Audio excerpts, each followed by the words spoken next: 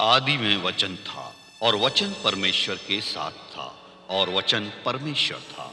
यही आदि में परमेश्वर के साथ था। सब कुछ उसी के द्वारा उत्पन्न हुआ और जो कुछ उत्पन्न हुआ है उसमें से कोई भी वस्तु उसके बिना उत्पन्न नहीं हुई। उसमें जीवन था और ये जीवन मनुष्यों की ज्योति था। ज्योति अंधकार में चमकती है, परंतु अंधकार ने उसे ग्रहण ना किया। वो जगत में था और जगत उसके द्वारा उत्पन्न हुआ, परंतु जगत ने उसे नहीं पहचाना। वो अपने घर आया और उसके अपनों ने ही उसे ग्रहण नहीं किया, परंतु जितनों ने उसे ग्रहण किया उसने उन्हें परमेश्वर की संतान होने का अधिकार दिया, अर्थात उन्हें जो उसके नाम पर विश्वास करते थे। वे ना तो रक्त से, ना शरीर की इच्छा से और ना मनुष्य की इच्छा से उत्पन्न हुए हैं, परंतु परमेश्वर से उत्पन्न हुए हैं। वचन देहधारी हुआ, उसने अनुग्रह और सच्चाई से परिपूर्ण होकर निवास किया। हमने उसकी ऐसी महिमा देखी जैसी पिता के इकलौते पुत्र की महिमा। उसके अनुग्रह की परिपूर्णता से हम सब ने अनुग्रह प्राप्त किया, अर्थात अनुग्रह पर अनुग्रह। क्योंकि व्यवस्था तो मूसा के द्वारा की गई थी, परंतु अनुग्रह और सच्चाई यीशु मसीह के द्वारा पहुंची। परमेश्वर को किसी ने कभी नहीं देखा, परंतु एकमात्र परमेश्वर पुत्र ने, जो पिता की गोद में है, उसे प्रकट किया। देखकर जहां की हालत को यूं तरस खाया उसने, छोड़कर आसमां को जमी पर आशियां बनाया उसने। मुंह फेर कर क्यों चला फिर भी ऐ नादान इंसान, तेरी ही खातिर अपने आप को सूली पर चढ़ाया उसने। कुर्बान हो गया वो पापी जहां के खातिर, सूली पे चढ़ गया वो जग के गुनाह के खातिर, जग के गुनाह के खातिर। बख्शी हमें आजादी, कुर्बानी मेरे मसीह की। सुनी जहान हाय क्या हालत की है मसीह की, कैसे बयां करूं मैं मुसीबत मेरे मसीह की, कैसे बयां करूं मैं मुसीबत मेरे मसीह की। ज़ुल्मी जहान हाय क्या हालत की है मसीह की, कैसे बयां करूं मैं मुसीबत मेरे मसीह की, मुसीबत मेरे मसीह की, मुसीबत मेरे मसीह की। तुम परमेश्वर और धन दोनों की सेवा नहीं कर सकते। फरीसी धन के लोभी थे।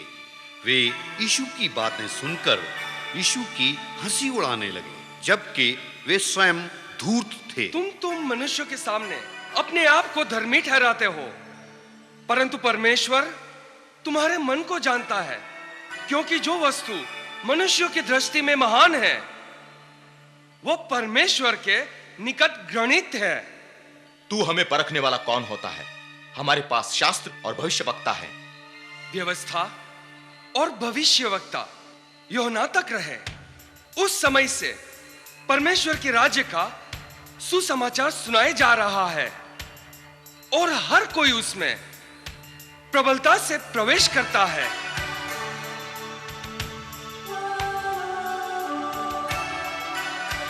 उन लोगों से पूछो कौन है जो धन से प्रेम नहीं करता।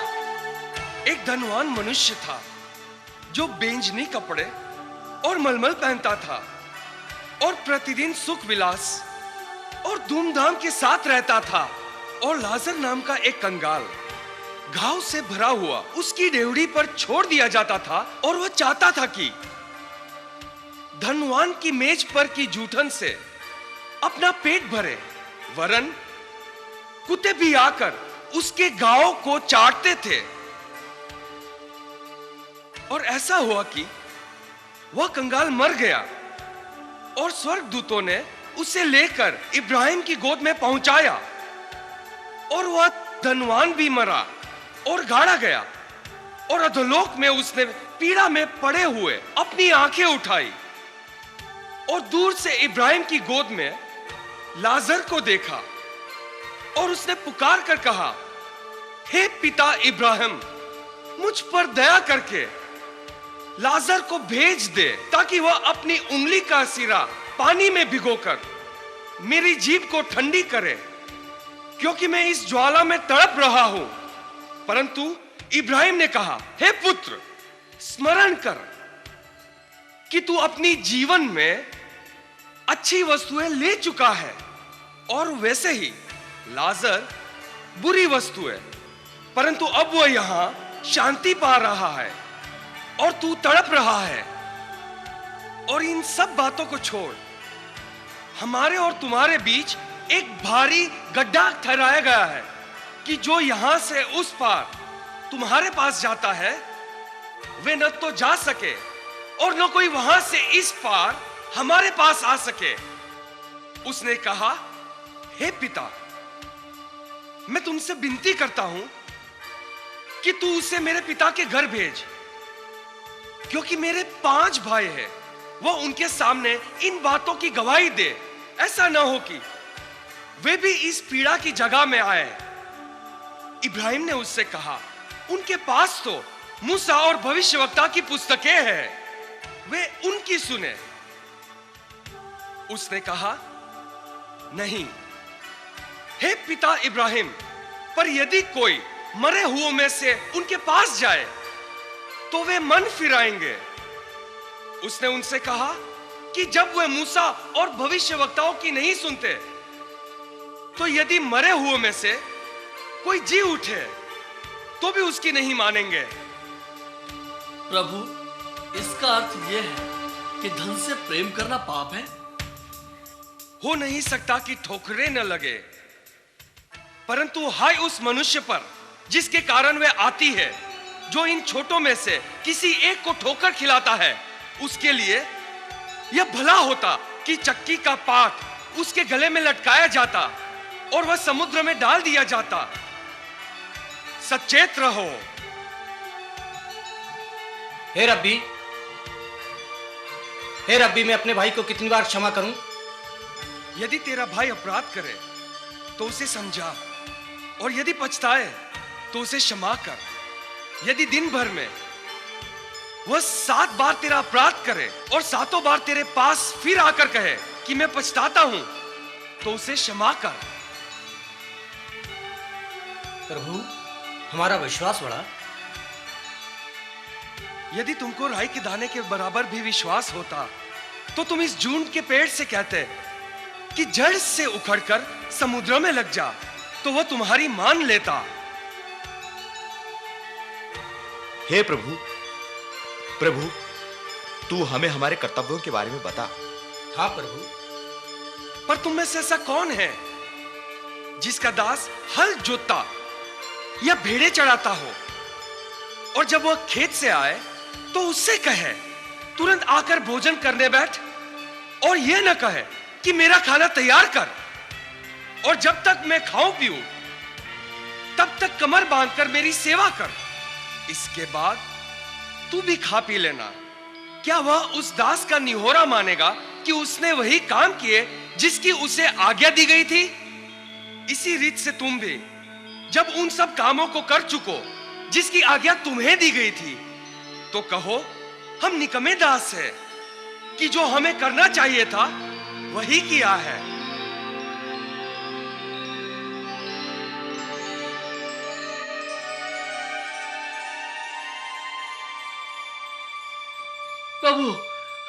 प्रभु, हे प्रभु, मरियम और मार्था ने संदेश भेजा है, जिससे प्रभु तू प्यार करता है वो बीमार है। विश्वास जो भी मसीहा पे लाएगा, विश्वास जो भी मसीहा पे लाएगा, उद्धार वो ही पाएगा, उद्धार वो ही पाएगा। तन और मन के दुखों से वो, तन और मन के दुखों से वो छुटकारा पल में पाएगा।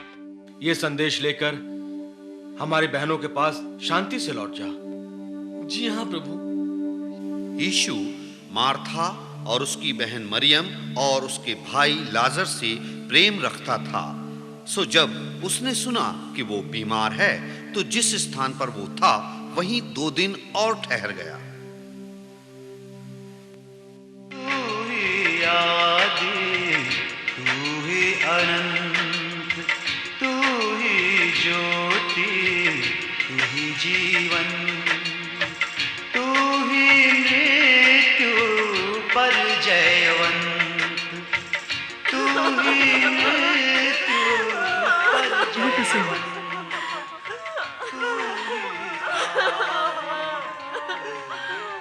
ये कैसे हुआ? प्रभु ने वचन दिया था फिर भी। प्रभु ने क्या कहा था? उसने कहा था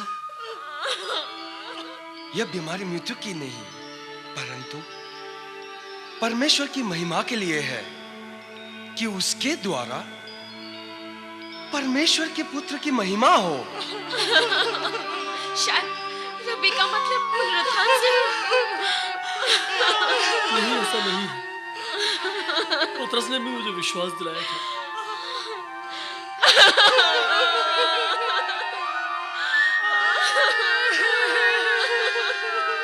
हे प्रभु, तूने कहा था कि तू हमें बहुत प्यार करता है, फिर भी मेरा भाई।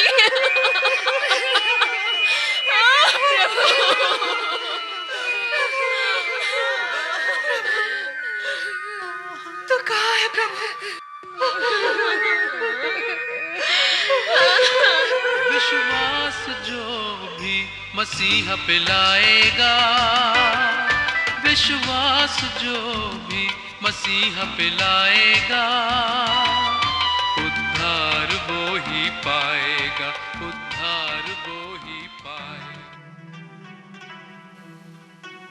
आओ हम फिर यहूदिया को चले।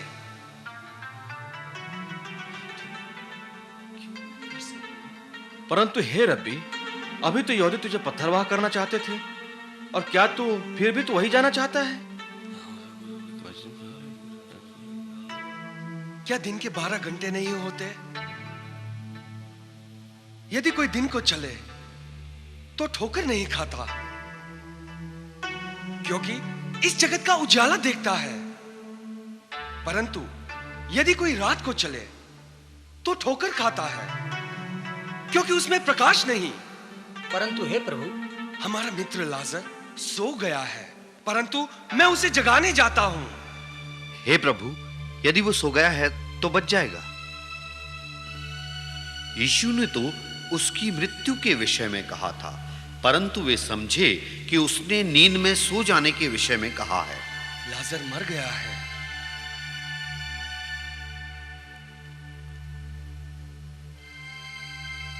और मैं तुम्हारे कारण आनंदित हूं कि मैं वहां न था, जिसे तुम विश्वास करो। परंतु अब आओ हम उसके पास चले।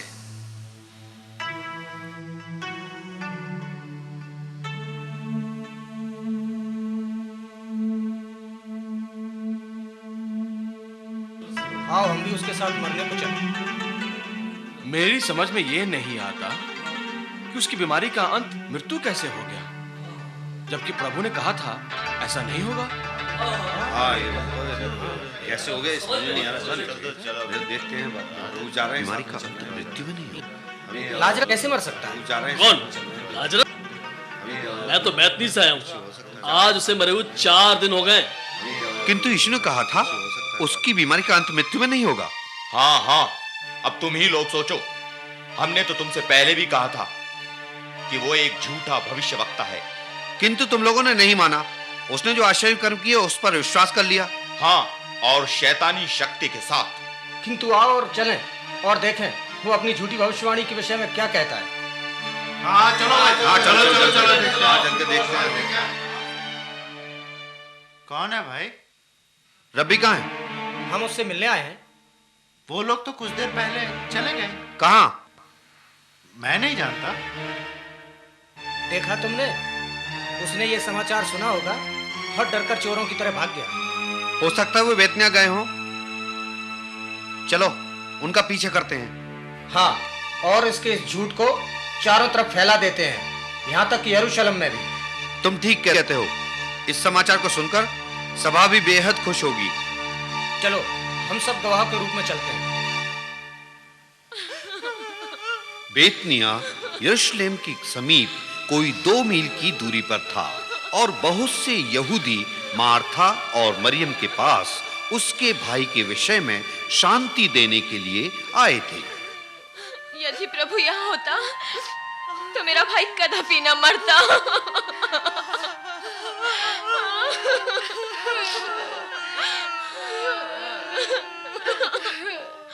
अब तो रब्बी की यहाँ आ जाने से भी कोई आशा नहीं। हाँ, आज चौथा दिन है और बुजुर्गों की मान्यता के अनुसार प्राण शरीर के पास मरने के 3 दिन बाद तक रहता है। हाँ, हाँ, अब तो उसके जीवित होने की भी कोई आशा नहीं है। अब तो लाजरस निश्चित रूप से मर गया है। हे प्रभु, क्योंकि मृत्यु के बाद तेरा स्मरण नहीं होता, अधोलोक में कौन तेरा धन्यवाद करेगा?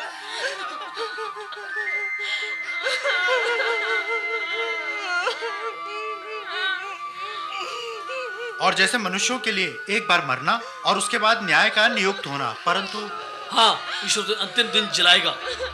हाँ, धर्म शास्त्र कहते हैं और जो भूमि के नीचे सोए रहेंगे उनमें से बहुत से लोग जाग उठेंगे।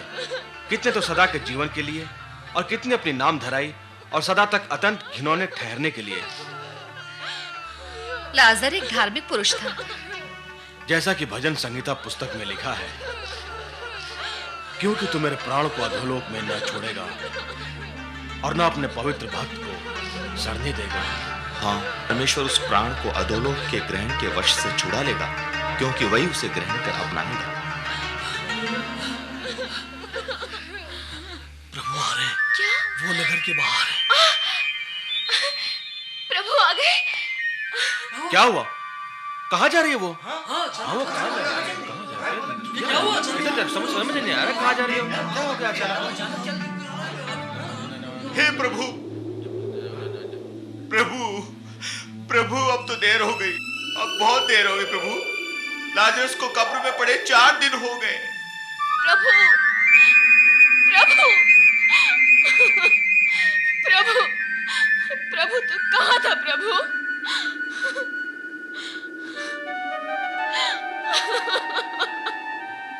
प्रभु,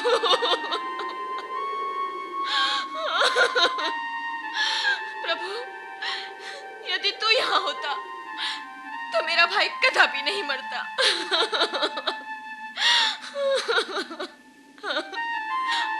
और मैं जानती हूँ कि तू जो कुछ भी परमेश्वर से मांगेगा वो तुझे जरूर मिलेगा।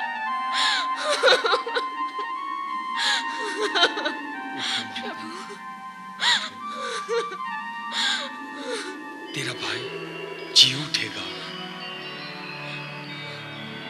मैं जानती हूँ कि अंतिम दिन में पुनरुत्थान के समय वो जी उठेगा। हाँ प्रभु, मैं जानती हूँ। पुनरुत्थान और जीवन मैं ही हूं।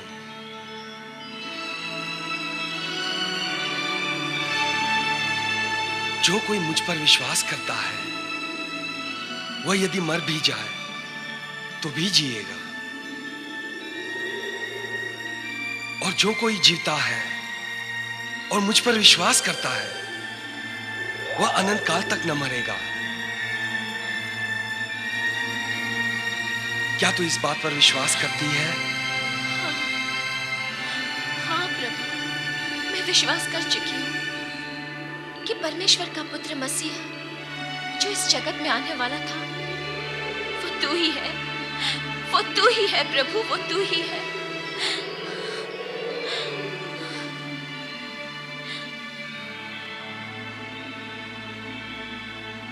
उठो बहन उठो। मरियम कहाँ है? मैं जाती हूँ, उसे बुलाकर लाती हूँ प्रभु।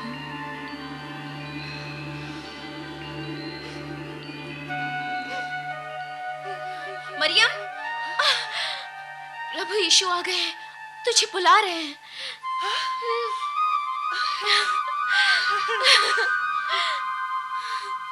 मेरे अनुमान से वो सब कब्र पर शोक मनाने गई हैं। आओ हम सब वहीं चलते हैं। चलो।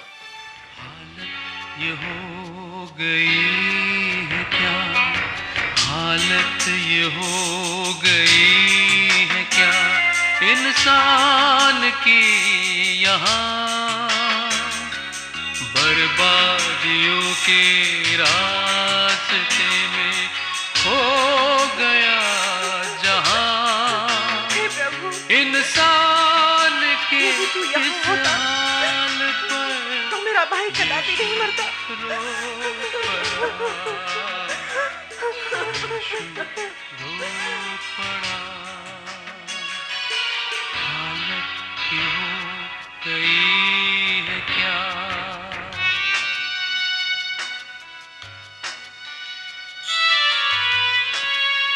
यीशु आत्मा में बहुत ही उदास और बेचैन हो गया। तुमने उसे कहाँ रखा है? हे प्रभु, चलकर देख ले। प्यार के अपने तिनकों से बसाता है घोंसले को, सुलगी ऐसी चिंगारी पल में जल उठा घोंसला, शमशान सा बना जीवन, इंसान को खाक कर दिया, जलते हुए जीवन को देख यीशु रो पड़ा, यीशु रो पड़ा, हालत ये हो गई है क्या।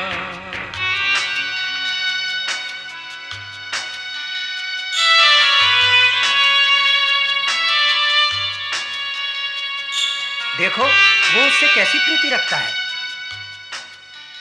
वो जो अंधे आदमी की आंखें खोल सकता है, क्या उससे इतना भी ना हुआ कि इस मनुष्य के प्राण ना जाते? अब कुछ भी नहीं हो सकता भैया, कुछ भी नहीं।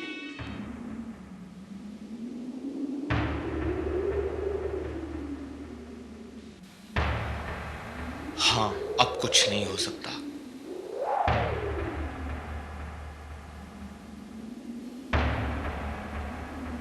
पत्थर को उठाओ।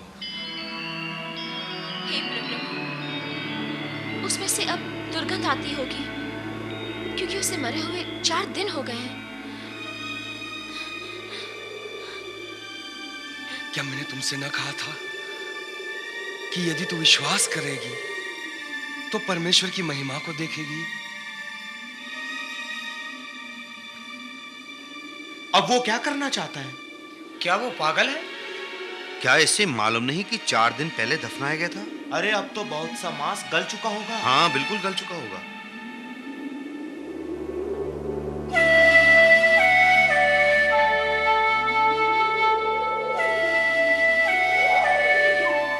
हे पिता, मैं तेरा धन्यवाद करता हूं कि तूने मेरी सुन ली है, और मैं जानता था कि तू सदा मेरी सुनता है, परंतु जो भीड़ आसपास खड़ी है उनके कारण मैंने यह कहा, जिससे कि वे विश्वास करें कि तूने मुझे भेजा है। हे लाजर, निकल आ।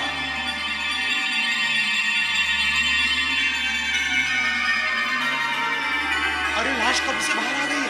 अविश्वसनीय, केवल परमेश्वर ही ऐसा कर सकता है। कफन के कपड़े को खोलकर उसे जाने दो। ओढ़ गुनाहों की चादर को जब पापी का मन घबराया, ओढ़ गुनाहों की चादर को जब पापी का मन घबराया, तूने अपनी दया से प्रभु मौत का आकर कफन हटाया। तू ही आदि, तू ही अनंत, तू ही परमेश्वर की महिमा हो, परमेश्वर की महिमा हो, परमेश्वर की स्तुति हो, परमेश्वर की महिमा हो, प्रभु की जय हो, प्रभु की स्तुति हो। धन्य हो प्रभु, धन्यवाद, धन्य हो। प्रभु की महिमा हो। सचमुच वो मसीहा है। हाँ सचमुच ये परमेश्वर का पुत्र है। देखा तुमने? तुम लोगों ने तो हमको दुविधा में डाल दिया था। हाँ, तुम झूठे नबी हो। मक्कार वो नहीं, मक्कार तुम हो। हाँ, हमारा तो यही मसीह है। हाँ, हमारा मसीहा तो यही है। हाँ, यही है। तो जो यहूदी मरियम के पास आए थे और जिनने यीशु का ये काम देखा था, उनमें से बहुतों ने उस पर विश्वास किया। क्या ये पुनरुत्थान था? नहीं, ये तो एक आश्चर्य कर्म था। तो फिर पुनरुत्थान क्या है? मैं तुम्हें बड़ी ही सरलता और संक्षेप में समझाता हूं। पुनरुत्थान के दिन नश्वर शरीर जिसे गाड़ा जाता है, वह नश्वर शरीर में जी उठता है। उस नश्वर शरीर को बड़े ही अनादर, बड़े ही अपमान के साथ गाड़ा जाता है, पर वही शरीर बड़े आदर के साथ और तेज के साथ जी उठता है। उसे बड़े ही निर्बलता के साथ गाड़ा जाता है और वही शरीर सामर्थ्य के साथ जी उठता है। वो जो गाड़ा जाता है वो स्वाभाविक शरीर होता है और जो जी उठता है वो आत्मिक। समझे? अब मैं समझा कि स्वाभाविक शरीर है तो आत्मिक शरीर भी है। हाँ, परंतु उनमें से कितनों ने फरीसियों के पास जाकर यीशु के कामों का समाचार दिया। इस पर महायाजकों और फरीसियों ने मुख्य सभा के लोगों को इकट्ठा किया। तो हम क्या प्राप्त कर रहे हैं? यह मनुष्य तो बहुत से आश्चर्यजनक चिन्ह दिखाता है। यदि उसे हम यूं ही छोड़ दें तो सभी उसका विश्वास ले आएंगे। ये रोमी आकर हमारी जगह और जाति दोनों पे अधिकार कर लेंगे। तुम कुछ नहीं जानते और न ये सोचते हो कि तुम्हारे लिए ये भला है कि हमारे लोगों के लिए एक मनुष्य मरे, ना कि ये कि सारी जाति नाश हो। ये बात उसने अपनी ओर से ना कही, परंतु उस वर्ष का महायाजक होकर भविष्यवाणी की कि यीशु उस जाति के लिए मरेगा, और न केवल उस जाति के लिए वरन इसलिए भी कि परमेश्वर की तितर बितर संतानों को एक कर दे। सो उसी दिन से वे उसे मार डालने की बात सोचने लगे। इसलिए यीशु उस समय से यहूदियों में प्रकट ना होकर फिरा, परंतु वहां से जंगल के निकट के देश में इफ्राइम नाम के एक नगर को चला गया और अपने चेलों के साथ वहीं रहने लगा। यीशु यरूशलेम को जाते हुए सामरिया और गलील के बीच से होकर जा रहा था।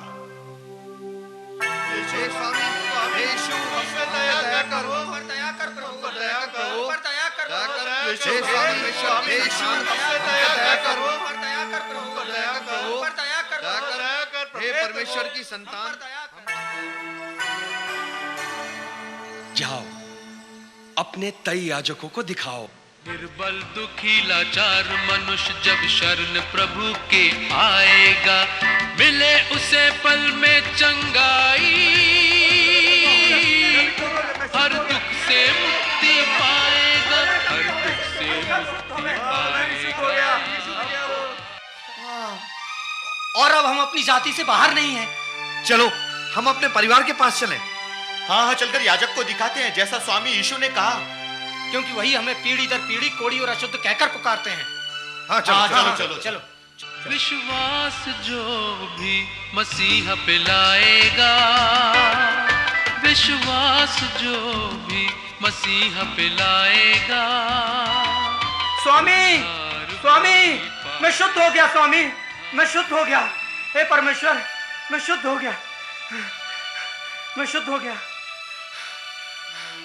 धन्यवाद हो स्वामी। क्या 10 शुद्ध न हुए? तो फिर वे 9 कहां हैं? हे स्वामी, जैसा तूने कहा था वे याजकों के पास जा रहे हैं।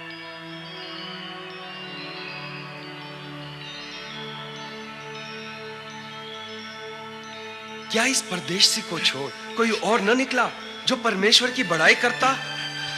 उठकर चला जा, तेरे विश्वास ने तुझे चंगा किया है। परमेश्वर की जय हो। परमेश्वर।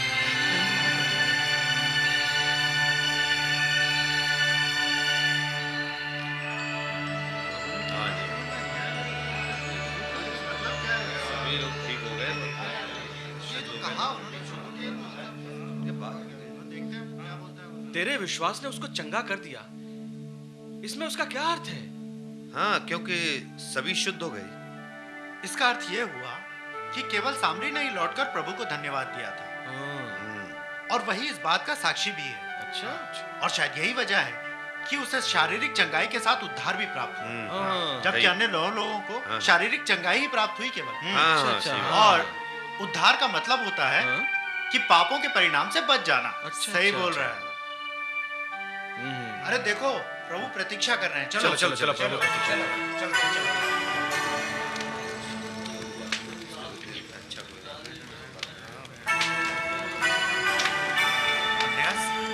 अंद्रयास, अरे उठो, देखो फरीसी लोग आए हैं।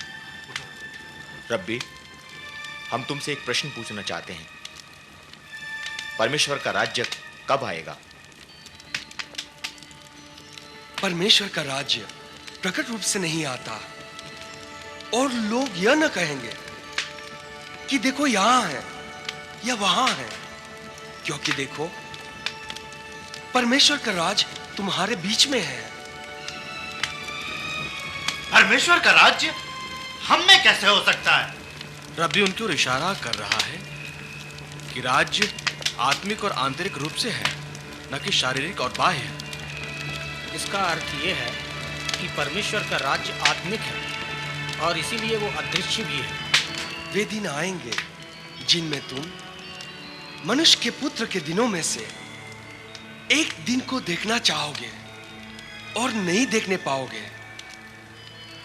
लोग तुमसे कहेंगे, देखो वहां है या देखो यहां है, परंतु तुम चले न जाना और न उसके पीछे हो लेना, क्योंकि जैसे बिजली आकाश की एक ओर से कौंध कर आकाश की दूसरी ओर चमकती है, वैसे ही मनुष्य का पुत्र भी अपने दिन में प्रकट होगा। परंतु पहले अवश्य है कि वह बहुत दुख उठाए, और इस युग के लोग उसे तुच्छ ठहराए। प्रभु, उन दिनों के बारे में हमें कुछ और बता। जैसा नूह के दिनों में हुआ था, वैसा ही मनुष्य के पुत्र के दिनों में भी होगा। जिस दिन तक नूह जहाज पर न चढ़ा, उस दिन तक लोग खाते पीते थे और उनमें ब्याह शादी होती थी। जब जल प्रलय ने आकर सबको नाश किया, और जैसा लूत के दिनों में हुआ था कि लोग खाते पीते थे, लेन देन करते थे, पेड़ लगाते और घर बनाते थे, पर जिस दिन लूत सदोम से निकला, उस दिन आग और गंधरस आकाश से बरसी और सबको नाश कर दिया। प्रभु, आने वाले दिनों में भी ऐसा ही होगा? मनुष्य के पुत्र के प्रकट होने के दिन भी ऐसा ही होगा। उस दिन जो कोठे पर हो और उसका सामान घर में हो, वह उससे लेने को न उतरे, और वैसे ही जो जो खेत में हो वो पीछे न लौटे। लूत की पत्नी को स्मरण रखो, जो कोई अपना प्राण बचाना चाहे वो उसे खोएगा, और जो कोई उसे खोए वह जीवित रखेगा। मैं तुमसे कहता हूं, उस रात दो मनुष्य एक खाट पर होंगे, एक ले लिया जाएगा और दूसरा छोड़ दिया जाएगा। दो स्त्रियां एक साथ चक्की पीसती होंगी, एक ले ली जाएगी और दूसरी छोड़ दी जाएगी। कहां प्रभु, ये कहां होगा? जहां लोथ है वहां गिद्ध इकट्ठे होंगे।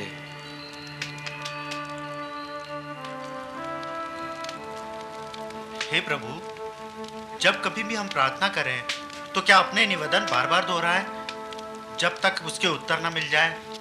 किसी नगर में एक न्यायी रहता था जो न परमेश्वर से डरता था और न किसी मनुष्य की परवाह करता था। और उसी नगर में एक विधवा भी रहती थी जो उसके पास आ आकर कहा करती थी कि मेरा न्याय चुकाकर मुझे मुद्दई से बचा। उसने कितने समय तक तो न माना, परंतु अंत में मन में विचार कर कहा, यद्यपि मैं न परमेश्वर से डरता और न मनुष्यों की कुछ परवाह करता हूं, तो भी यह विधवा मुझे सताती रहती है, इसलिए मैं उनका न्याय चुकाऊंगा। कहीं ऐसा न हो कि घड़ी घड़ी आकर अंत को मेरे नाक में दम करे।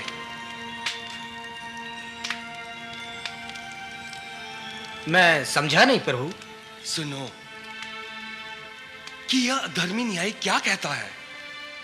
सो क्या परमेश्वर अपने चुने हुओं का न्याय न चुकाएगा जो रात दिन उसकी दुहाई देते रहते? और क्या वह उनके विषय में देर करेगा? मैं तुमसे कहता हूं, वह तुरंत उनका न्याय चुकाएगा। तो भी मनुष्य का पुत्र जब आएगा तो क्या वह पृथ्वी पर विश्वास पाएगा? काश तुम भी उस अधर्मी न्यायी जैसे होते। हमसे ऐसी बात करने की हिम्मत कैसे हुई? तुम चुंगी लेने वालों की तरह पापी नहीं है। हाँ, हम धर्मी मनुष्य हैं। दो मनुष्य मंदिर में प्रार्थना करने के लिए गए। एक फरीसी था और दूसरा चुंगी लेने वाला।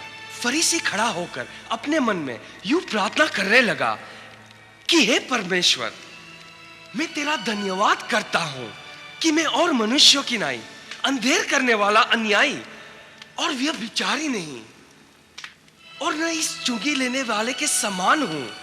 मैं सप्ताह में 2 बार उपवास करता हूं। मैं अपनी सब कमाई का 10वां अंश भी देता हूं।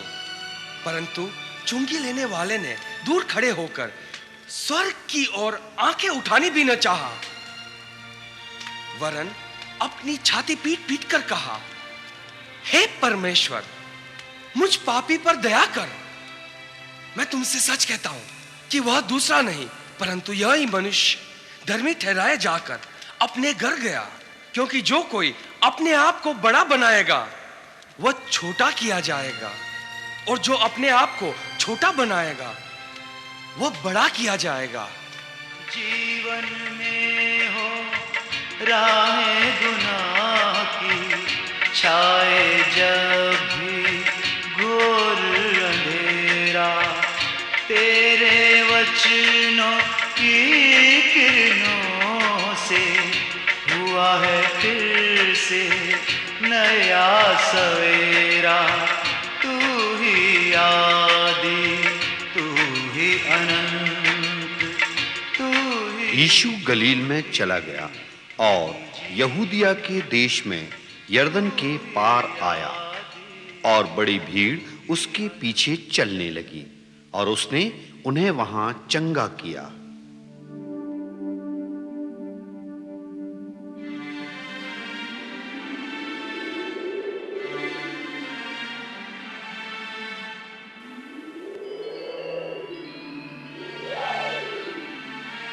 क्या हर एक कारण से पत्नी को त्यागना उचित है?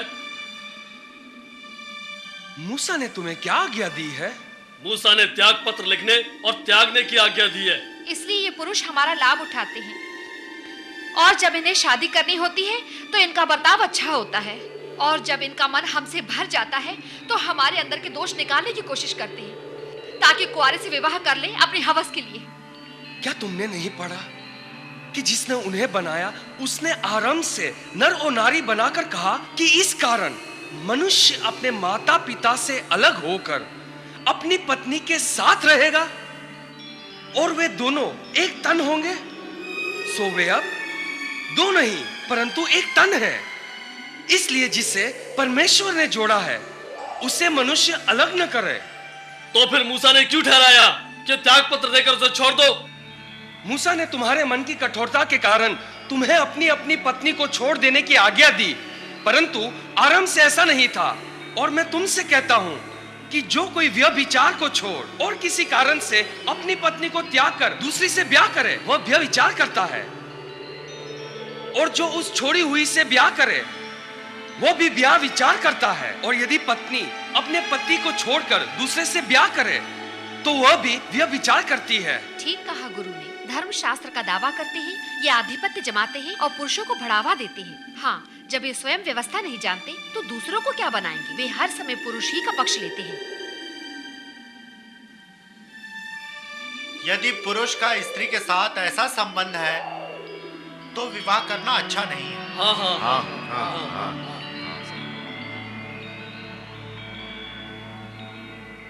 सब यह वचन ग्रहण नहीं कर सकते, केवल जिनको यह दान दिया गया है, क्योंकि कुछ ऐसे नपुंसक हैं जो माता के गर्भ से ऐसे जन्मे हैं और कुछ नपुंसक ऐसे हैं जिन्हें मनुष्य ने नपुंसक बनाया और कुछ नपुंसक ऐसे हैं जिन्होंने स्वर्ग के राज्य के लिए अपने आप को नपुंसक बनाया है। जो इसको ग्रहण कर सकता है वह ग्रहण करे।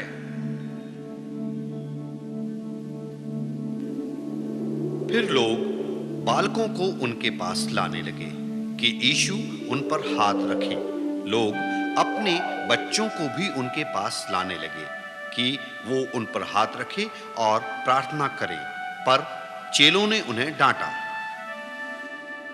देखो कितने लोग अपने अपने बच्चों को लेकर आशीष पाने आ रहे हैं, ऐसे में वो थक जाएंगे। हाँ हाँ हाँ, सही बात। ठहरो, रुक जाओ। मैं कहता हूं रब्बी को थोड़ा आराम करने दो। हाँ हाँ, थोड़ा आराम। बालकों को मेरे पास आने दो और उन्हें मना मत करो, क्योंकि परमेश्वर का राज्य ऐसो ही का है। मैं तुमसे सच कहता हूं कि जो कोई परमेश्वर के राज्य को बालक की नाई ग्रहण न करे वह कभी उसमें प्रवेश न करने पाएगा।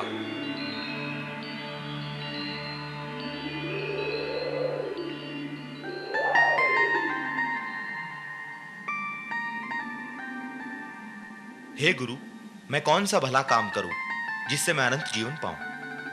तू मुझे उत्तम क्यों कहता है? केवल एक अर्थात परमेश्वर को छोड़ कोई और अन्य उत्तम नहीं है। भलाई और पवित्रता सिर्फ परमेश्वर की पहचान है जो यीशु में परिपूर्ण है। किंतु धनवान मनुष्य यीशु को एक अच्छा शिक्षक मानता था, ना कि परमेश्वर का पुत्र मसीह। इसलिए यीशु उस पर स्वयं की पहचान प्रकट करना चाहता है। यदि तू जीवन में प्रवेश करना चाहता है तो आज्ञाओं को माना कर। कौन सी आज्ञाएं? ये आज्ञाएं हत्या न करना, व्यभिचार न करना, चोरी न करना, झूठी गवाही न देना, अपने पिता और अपनी माता का आदर करना और अपने पड़ोसी से अपने समान प्रेम रखना। हे गुरु, जब मैं बालक ही था इन सबको मैंने तब से माना है। अब मुझ में किस बात की घटी है? तुम में एक बात की कमी है। जा, जो कुछ तेरा है बेचकर गरीबों को दे और तुझे स्वर्ग में धन मिलेगा। तब आकर मेरे पीछे हो ले। वो जवान ये बात सुनकर उदास होकर चला गया, क्योंकि वो बहुत धनी था। सच्चा सहारा यीशु ही है, आवाज दे रहा है। हाँ, गुनहगार आ। धनवानों का परमेश्वर के राज्य में प्रवेश करना कैसा कठिन है। हे बालकों, जो धन पर भरोसा करते हैं, उनके लिए परमेश्वर के राज्य में प्रवेश करना कितना कठिन है। परमेश्वर के राज्य में धनवान के प्रवेश करने से ऊंट का सुई के नाके से निकल जाना सहज है। तो फिर किसका उद्धार हो सकता है प्रभु? मनुष्य से तो यह नहीं हो सकता, परंतु परमेश्वर से हो सकता है, क्योंकि परमेश्वर से सब कुछ हो सकता है। हम तो अपना सब कुछ छोड़कर तेरे पीछे हो लिए हैं, तो हमें क्या मिलेगा? मैं तुमसे सच कहता हूं कि नई उत्पत्ति से जब मनुष्य का पुत्र अपनी महिमा के सिंहासन पर बैठेगा, तो तुम भी जो मेरे पीछे हो लिए हो 12 सिंहासनों में बैठकर इज़राइल के 12 गोत्रों का न्याय करोगे। और जिस किसी ने घरों या भाइयों या बहनों या पिता या माता या लड़के वालों या खेतों को मेरे नाम के लिए छोड़ दिया है, उसको 100 गुना मिलेगा और वह अनंत जीवन का अधिकारी होगा। परंतु बहुत तेरे हैं जो पहले है पिछले होंगे, और जो पिछले हैं पहले होंगे।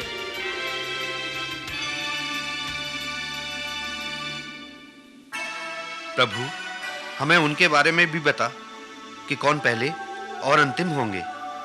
स्वर्ग का राज्य किसी गृहस्थ के समान है, जो सवेरे निकला कि अपनी दाख की बारी में मजदूरों को लगाए, और उसने मजदूरों से 1 दिनार रोज पर ठहराकर उन्हें अपने दाख की बारी में भेजा। फिर पहर 1 दिन चढ़े निकलकर और औरों को बाजार में बेकार खड़े देखकर उनसे कहा, तुम भी दाख की बारी में आओ, और जो कुछ ठीक है तुम्हें दूंगा। सो वे भी गए। फिर उसने दूसरे और तीसरे पहर के निकट निकलकर वैसा ही किया, और 1 घंटा दिन रहे। फिर निकलकर औरों को खड़े पाया और उनसे कहा, तुम क्यों यहां दिन भर बेकार खड़े हो? तब उन्होंने उनसे कहा, इसलिए कि किसी ने हमें मजदूरी पर नहीं लगाया। उसने उनसे कहा, तुम भी दाख की बारी में जाओ। सांझ को दाख की बारी के स्वामी ने अपने भंडारी से कहा, मजदूरों को बुलाकर पिछलों से लेकर पहलों तक उन्हें मजदूरी दे दे। सो जब वे आए तो घंटा भर दिन रहे लगाए गए थे, तो उन्हें 1-1 दिनार मिला। जो पहले आए उन्होंने समझा कि हमें अधिक मिलेगा, परंतु उन्हें भी 1 दिनार मिला। जब मिला तो वे गृहस्थ पर कुड़कुड़ा कर कहने लगे कि इन पिछलों ने 1 ही घंटा काम किया और तूने इन्हें हमारे बराबर कर दिया। जिन्होंने दिन भर का भार उठाया और धन सहा, उसने उनमें से एक को उत्तर दिया कि हे मित्र, मैं तुमसे कुछ अन्याय नहीं करता। क्या तुमने मुझसे 1 दिनार न ठहराया? क्या उचित नहीं कि मैं अपने माल से जो चाहूं सो करूं? क्या तुम मेरे मेल होने का कारण बुरी दृष्टि से देखता है? इसी रीति से जो पिछले हैं वो पहले होंगे, और जो पहले हैं वो पिछले होंगे। आवाज तुझको दे रहा है, आ गुनहगार आजा। मार्ग हूं मैं मुक्ति का, आ तू मेरे पास आजा। ऐसी बुलाहट है तेरे लिए मेरे प्रभु की आस।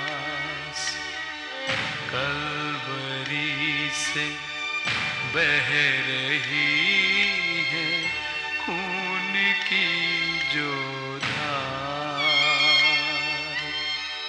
ये है मेरे लिए